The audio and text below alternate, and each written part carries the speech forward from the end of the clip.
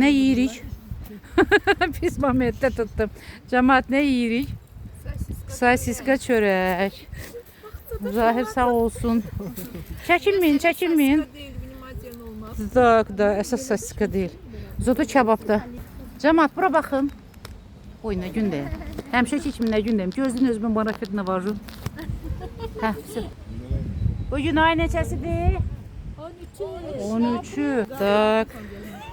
Bu sosiska çörək çox ləzzətli bir şeydir. Kebab olmuş. Aha. Rəhbərimizi çəkeyim. Zahir. Niye qaçdın? Sosiska çörəyə görə təşəkkürlər. Zahirin papası, tonqalımız, maması, yoldaşı, qaynanası, Zahir küllü külfətli gəlib bugün yürüyüşə. Ha? Ya. Yok. Lazım değil. Niye siz atıp atsınlar? Lazım.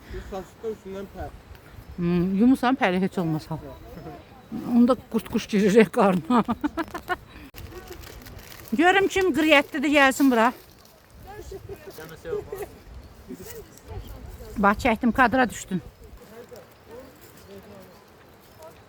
Yarpaqlar sürüşür ehtiyatlı ol. Gəlsən mən də buradan kömək edəcəm, gəl. Buranı çıxarmırsansa şəlalə sənlik deyil. Asiyə, gəl. Vallahi.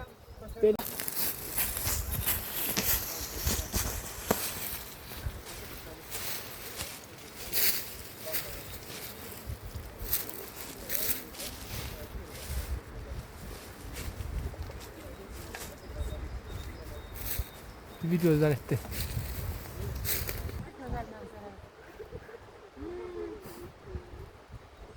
Salacaq şəlaləsindəyəm. Yemə gidəmi gəldim. Sənə də mısın düşəcək salaq? Aşağı. Aşağı. Düşməli? Getdim ona bak. Belə atanıb düzdür. İyi de gel.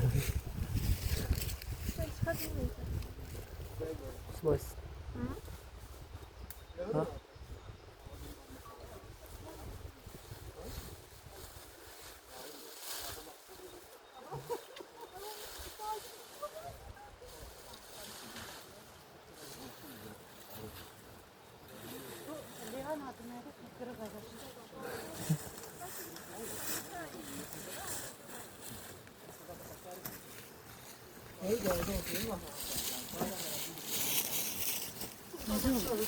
Yaxşı bir qəşəng çıxdı. Maşallah.